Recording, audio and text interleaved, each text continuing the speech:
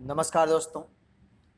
नील योग study channel में आप सब लोगों का हार्दिक स्वागत है। दोस्तों, आज हम इस वीडियो में देखने वाले हैं सीबीएसई क्लास 12 यानी कि भूगोल जियोग्राफी।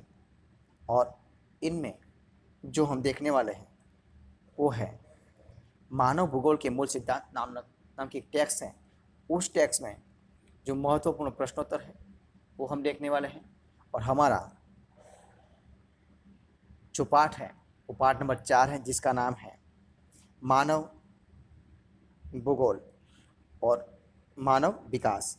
तो उस मानव विकास जो नाम का पाठ है, उस पाठ में जो दीर्घ प्रश्न है यानी कि 5 अंक वाले जो प्रश्न हैं, अंक वाले दीर्घ प्रश्न, उनकी हम चर्चा करने वाले हैं।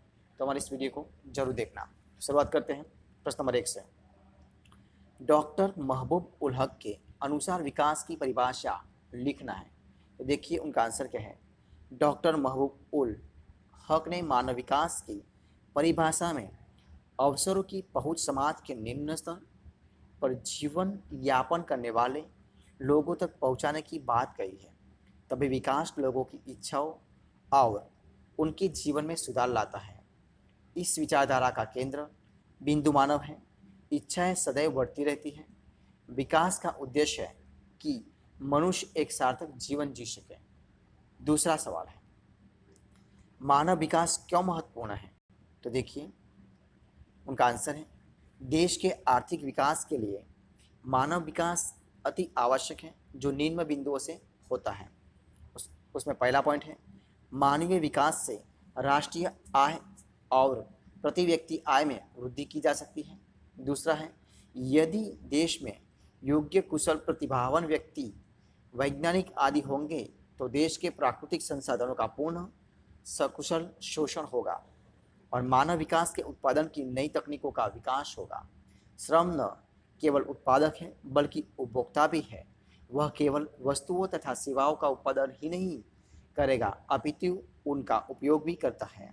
इस तरह श्रम वस्तुओं की और सेवाओं की मांग करता है। और तीसरा सवाल है, मानव विकास के विभिन्न उपयोगों का वर्णन करें। तो देखिए उनका आंसर, मानव विकास से संबंधित समस्याओं के लिए अनेकों उपागम हैं। उनमें से कुछ महत्वपूर्ण नीचे दिए गए हैं। देखिए क्या है। तो पहला है आय उपागम, यानी कि यह मानव के सबसे पुराने उपागमों में से एक है। इनमें मानव विकास को आय के साथ जोड़कर देखा जाता है। आय का उच्च स्तर विकास के ऊंचे स्तर को दर्शाता है।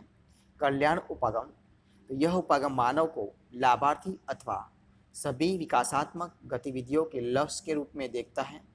सरकार कल्याण पर अधिकतम व्यय करके मानव विकास के स्तरों में वृद्धि करने के लिए जिम्मेदार है। आधारभूत आवश्यकता उपागम, तो इस उपागम को मूल स्वरूप से अंतर्राष्ट्रीय श्रम संगठन ने प्रस्तावित किया था। इसमें 6 आवश्यकताओं जैसे शिक्षा, भोजन, जलापूर्ति, स्वच्छता, स्वास्थ्य और आवास की पहचान की गई थी। इन 6 चीज़ों की, इनमें मानव विकल्पों के प्रश्न की अपेक्षा की गई है। अब देखिए क्षमता उपागम, तो इसी उपागम का संबंध प्रोफेसर अमर सेन से है। संसाधनों तक पहुंचने के क्षेत्र में मानव क्षमताओं का निर्माण बढ़ते मानव विकास की पूंजी है। अब देखिए सवाल नंबर 4, वो क्या है। विश्व में मानव विकास के कल्याण उपागम की किन्हीं 3 विशेषताओं का स्पष्ट कीजिए। तो देखिए 3 विशेषताओं हम देखते हैं। पहला है, यह उपागम मानव को सभी विकासात्मक गतिविधियों के लाभार्थी के रूप में देखता है। दूसरा है, यह उपागम शिक्षा, स्वास्थ्य, सामाजिक सुरक्षा और सुख साधनों पर उच्चतर सरकारी व्यय का तर्क देता है। तीसरा है, लोग विकास में प्रतिभागी नहीं है किंतु वे केवल निष्क्रिय प्राप्त करता है। और चौथा है, सरकार कल्याण पर अधिकतम व्यय करके मानव विकास के स्तरों में वृद्धि करने के लिए उत्तरदायी है। अब देखिए 5वां सवाल, संसार में मानव विकास के आधारभूत आवश्यकता उपागम को स्पष्ट कीजिए। तो उनका देखिए आंसर क्या है। इसी उपागम को मूल रूप से अंतर्राष्ट्रीय श्रम संगठन ने प्रस्तावित किया था। तो 6 न्यूनतम आवश्यकताओं जैसे स्वास्थ्य, शिक्षा, भोजन, जलापूर्ति, स्वच्छता और आवास की पहचान की गई थी। ये 6 हैं। इनमें मानव विकल्पों के प्रश्न की उपेक्षा की गई है और मूलभूत आवश्यकताओं की व्याख्या पर जोर दिया गया है। ये है। अब देखिए सवाल नंबर 6, संसार के किसी प्रदेश विशेष में मानव विकास के निमन अथवा तो उच्चतर क्यों दिखाई पड़ते हैं? उपयुक्त कारण देकर स्पष्ट कीजिए। तो देखिए उच्चतर वाले देश कौन सा है? तो वह उच्चतर वाले देश है, ए वाले हैं। उच्चतर वाले देश कौन से हैं? ए वाले। इन देशों में सेवाओं, पहला पॉइंट है, इन देशों में सेवाओं जैसे शिक्षा एवं स्वास्थ्य पर सरकार द्वारा अत्यधिक निवेश किया जाता है तथा इन सेवाओं में को उपलब्ध कराना सरकार की प्राथमिकता होती है। दूसरा पॉइंट है, राजनीतिक उपद्रव व सामाजिक अस्थिरता यहाँ पर नहीं पाई जाती है। तीसरा पॉइंट है, यहाँ बहुत अधिक सामाजिक विविधता नहीं है। और चौथा, इस देशों में Norway, Iceland, Australia, Luxembourg, Canada आदि है। अब देखिए निम्न स्तर वाले देश, तो वो कौन से हैं निम्न स्तर वाले देश? तो वो है, पहला है, सामाजिक सेवाओं में सरकार द्वारा आवश्यक निवेश नहीं किया जाता है। दूसरा है, अधिकांश देशों में आर्थिक विकास की गति बहुत धीमी है। और तीसरा है, अधिकांश देश राजनीतिक उपद्रव, गृहयुद्ध, सामाजिक स्थिरता, अकाल अथवा बीमारियों के दौर से गुजर रहे हैं। देखिए सवाल नंबर 7, विश्व में मानव विकास के आय उपागम की किन्हीं 3 विशेषताओं को स्पष्ट कीजिए। देखिए उनका आंसर क्या है? विश्व में मानव विकास के आय के उपागम की प्रमुख विशेषताएं।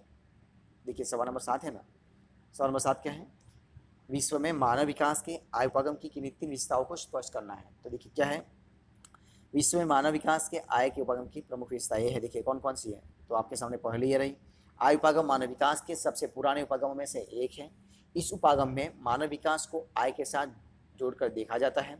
तीसरा है, आय का स्तर ऊंचा होने पर मानव विकास का स्तर भी ऊंचा होगा।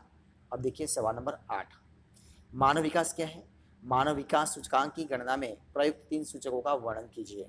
तो मानव विकास मनुष्य की आकांक्षाओं एवं उन्हें उपलब्ध जीवन यापन की सुविधाओं के स्तर को विस्तार करने की प्रक्रिया है। मानव विकास सूचकांक की गणना में प्रयुक्त 3 सूचक हैं। पहली है जीवन प्रत्याशा, तो इनमें क्या है, दीर्घ जीवन को जीवन प्रत्याशा के रूप में मापा जाता है। दूसरा है सामान्य साक्षरता दर, इसे शैक्षिक उपलब्धि के रूप में मापा जाता है। जैसे जैसे साक्षरता दर बढ़ती है वैसे वैसे ही मानव जीवन का विकास होता है। तीसरा है जीवन स्तर, तो इसका आकलन प्रति व्यक्ति सकल घरेलू उत्पाद रूप में किया जाता है। तो इस तरह दोस्तों, अगर आपको मेरा इस वीडियो अच्छा लगा हो तो उनको लाइक कीजिए, कमेंट कीजिए, आपके दोस्तों में बांट दीजिए। और लास्ट में, अब तक आपने हमारे इस चैनल को सब्सक्राइब नहीं किया है तो उनको सब्सक्राइब करना मत भूलें। दोस्तों हमारे इस वीडियो को फर्स्ट से अंत तक देखने के लिए आप सब लोगों का बहुत बहुत धन्यवाद।